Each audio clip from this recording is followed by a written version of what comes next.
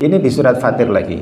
Innallaha yumsikus samawati wal arda an tazula wala in zalata in amsakahuma min ahadin min ba'di innallaha kana haliman ghafura. Ada dua Asmaul Husna, ada sifat Allah dengan sifatnya di sini digambarkan, ya.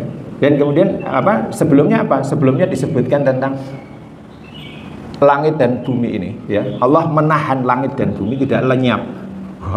Sekarang ahli-ahli fisika itu sudah sampai kebingungan mengenai gravitasi.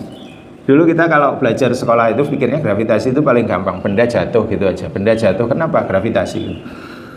Tapi sekarang ketika memahami jagat raya ini, ya, kenapa bulan nggak jatuh? Iya kan? Kenapa pesawat itu jatuh pada ketinggian tertentu, tapi ketika astronot lebih tinggi lagi dia melayang, nggak jatuh gitu. Dia seperti terbang gitu. Dan benda-benda angkasa semua terbang, bergerak semua.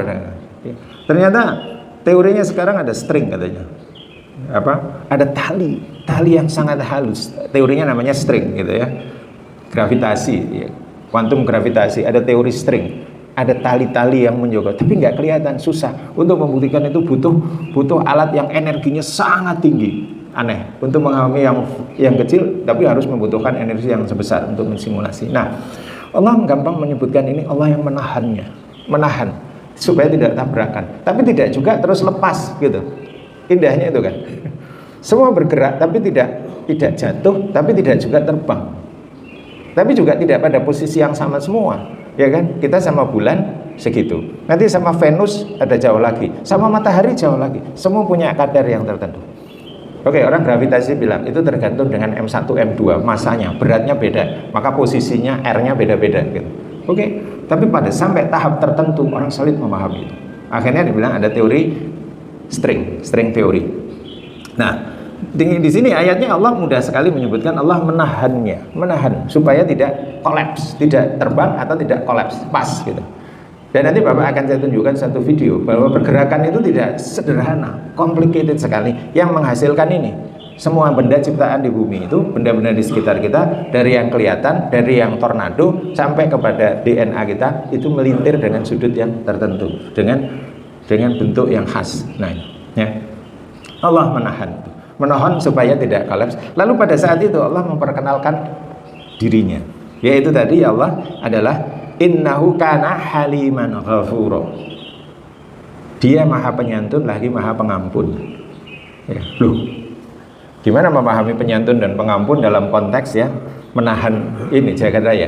Nanti di ayat lain di Yasin itu mengenalkan Allahnya sebagai aliman azizun ghafura, azizun aliman. Ada lagi.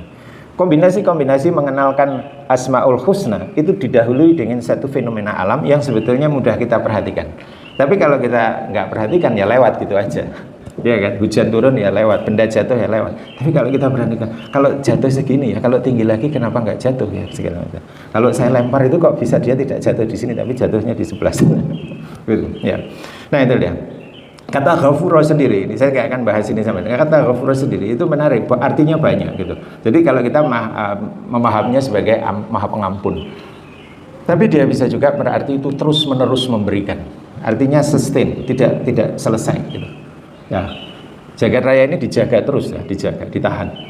Dia berlari ya, limustaqorilah pada jalurnya yang spesifik. Dia tidak akan ngaco. Sedangkan bumi mengikuti dia mutar teratur. Kalau nggak teratur, dia bisa bertabrakan. Ini planet-planet lain ya yang mengikuti matahari itu bergerak seperti ini. Kayak sperma ya, dia lari itu. Apa akibatnya buat bumi, buat kita? Maka setiap yang sedang tumbuh di bumi ini, ya, pohon-pohonan, air, DNA kita, maka dia akan terpengaruh oleh gerakan ini. Maka yang tercetak adalah gerakan-gerakan yang bentuknya vortex. Vortex itu melintir sini.